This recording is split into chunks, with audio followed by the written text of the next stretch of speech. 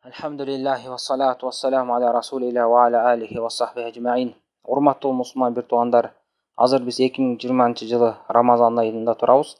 Мына ушул Рамазан айына байланыштуу кээ бир адамдар туура эмес маалыматты таратып, бири-бири менен бөлүшүп жаткан кез экен. Ошого байланыштуу кыскача баян жасай кетели. Бул ошол жалган маалымат пайгамбар саллаллаху алейхи вассаламдын атынан айтылып таратылып аткан экен. Ошону биринчи кыскача айтып, андан кийин баяндасак. Бул ошо кандай келген болсо, ошондой кылып кененирээк айтып коелу. Бул негизи жалган, бирок пайгамбар саллаллаху алейхи вассаламдан ушундай келди деп айтылып атат. Бул кээ бир таратууларда бул ошо Табарани риваят кылган хадис деп айтылып атат. Ооба, Табарани Муъджамул Кабир деген китебинде риваят кылган. Мындай деп: пайгамбар саллаллаху алейхи вассалам өзүнүн сахабаларына Рамазанда бир үн болот, катуу үн болот деп айтат. Ошондо сахабалар: "О Аллахтын элчиси, ал үн Рамазандын башындабы, ортосундабы, аягындабы?" деп сурашканда, "Балким ал ортосунда" деп жооп берет.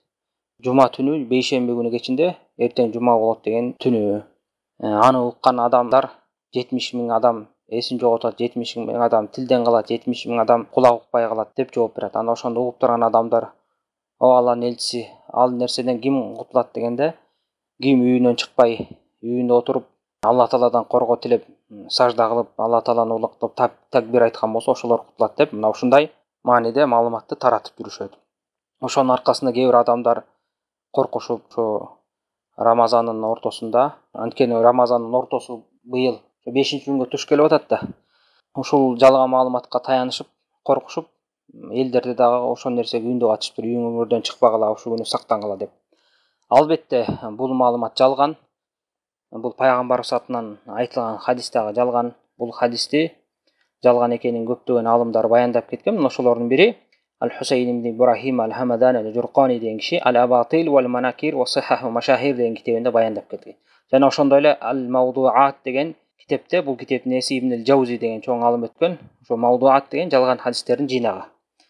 Ошол китепте дагы баяндап кеткен. Жана ошол китепте ал киши башка Ибн Хиббан, Дару-Кутни деген алымдардан бул хадистин жараксыз экенин баяндаган сөздөрдү да келтирген. Жана ошондой эле бул хадисти азыркы күндө, азыркы заманда мусулмандарга таанылган болгон Насир-эд-Дин Аль-Альбани деген чоң алым өткөн. Ал киши дагы өзүнүн Силсилатул хадис даифа вал мавдуа деген китебинде, ошо алсыз жана жалган хадистердин жыйнагы же чынжыры деген китебинде бул хадисти баяндап, жана башка алымдардын сөздөрүн алып келип, жалган экенин тастыктаган. Бул хадисти риваят кылган кишилердин арасында алсыз болгон кишилер бар, риваяты кабыл кылынбаган. Жана ошондой эле жалганчы болгон хадистерди токуган киши бар. Анын аты Абдул-Ваххаб ибн Ал-Даххак. Ошондуктан бул хадис эч качан кабыл алынбайт, жана бул хадиске да амал кылынбайт. Ошонун себебинен жанагынтип Рамазандын ортосунда жума күнү эч бир нерседен коркууга эч кандай себеп дагы далил да жок. Ошондуктан урматтуу мусулман бир туугандар, мындай туура эмес маалыматтарга ишенбеңиздер.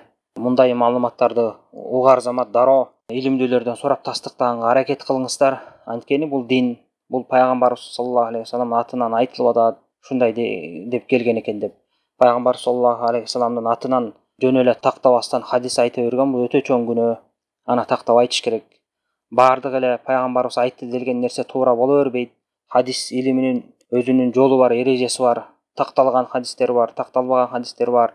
Жана көптөгөн пайгамбар саллаллаху алейхи вассалам атынан айтылган жалган хадистер бар. Мына ушул дагы ошолордун катарына кирет. Ошондуктан урматтуу мусулман бир туугандар, мындай нерселерден сак болуңуздар, жана башкаларга дагы жеткирип коюңуздар.